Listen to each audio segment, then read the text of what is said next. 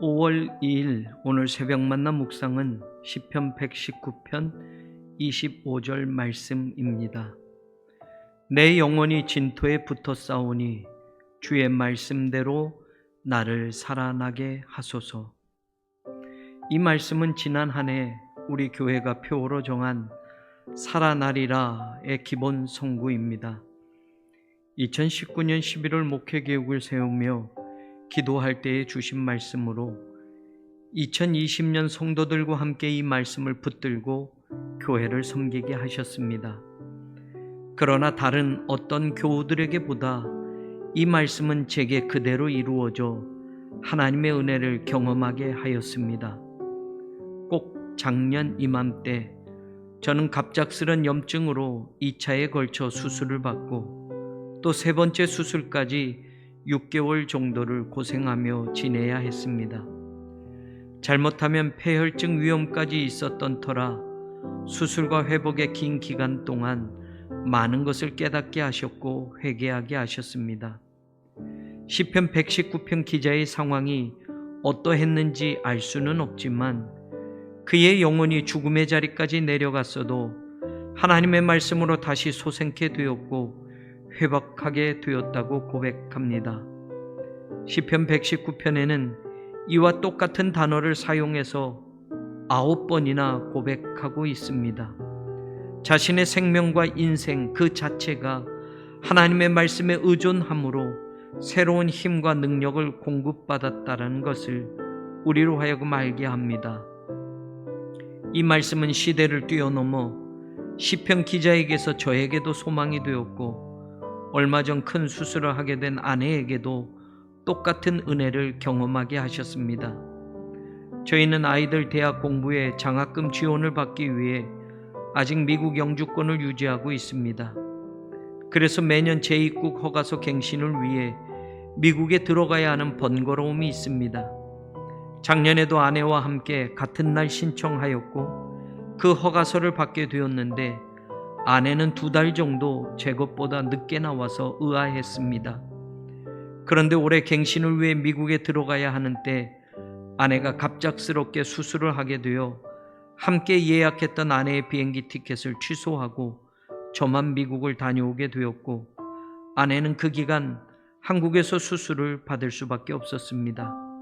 그리고 꼭 2달이 지나 아내의 재입국 허가서가 만료되기 하루 전 아내는 하나님이 회복시키셔서 미국에 들어갈 수 있었습니다. 작년에 저와 똑같이 신청하고서도 2달이나 늦게 나온 아내의 재입국 허가서의 이유를 지금에서야 이런 일을 경험하고서 알게 되었습니다. 더불어 이제는 지문을 찍기 위해 제가 들어가야 하는 절차가 남아 있었는데 3월에 3박 4일 일정에도 사회에 코로나 검사를 하고 2주간의 격리 때문에 목회 사역에 지장이 많아 걱정을 하며 기다리고 있었는데 미국 이민국에서 작년에 채취한 지문을 재사용하겠다고 연락이 와서 다시 미국에 다녀오는 수고를 하지 않게 되었습니다. 세밀하게 인도하시는 하나님, 내 영혼이 진토에 붙었을지라도 하나님 주신 말씀으로 다시 회복시키시고 소생케 하셔서 하나님의 일에 다시 사용하여 주시니 감사밖에는 드릴 것이 없습니다. 모든 엉클어지고 뒤섞여버린 인생의 계획까지도 하나님이 손 대시면, 하나님이 말씀하시면 제 자리를 찾게 하십니다. 그때는 알 수 없었던 일들이 왜 그러했는지를 후에는 말씀으로 깨닫게 하십니다. 성전 건축의 시작도 그렇게 어렵고 힘들게 지연되어져 왔습니다.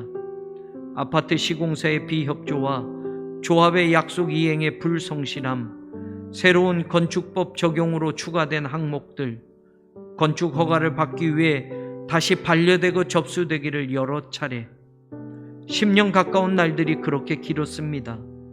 이제 한국안전공단의 마지막 절차가 안전 때문에 2차 보완 서류까지 접수되어 최종 승인까지 한 주 정도 남아 있습니다.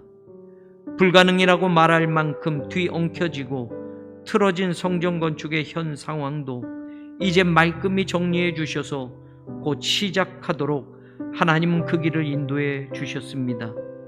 늦어지게 하셨던 이유도 우리가 좀 더 지나면 확연히 깨닫게 하실 것입니다. 그 순간에는 깨닫지 못했던 아픔과 고통들이 하나님의 은혜를 경험하게 하는 과정이라는 것을 지나고 나서 뒤돌아보면 알게 하십니다. 삶의 끄트머리에서도 그렇게 채워질 하나님의 사랑과 은혜를 기대해 봅니다. 내 영혼이 진토에 붙어 싸우니 주의 말씀대로 나를 살아나게 하소서. 오늘 복된 주일 이 아침을 사랑하는 교우들과 하나님의 말씀을 붙들고 소망으로 시작해 봅니다. 솔리 데오 글로리아, 오직 하나님께만 영광을.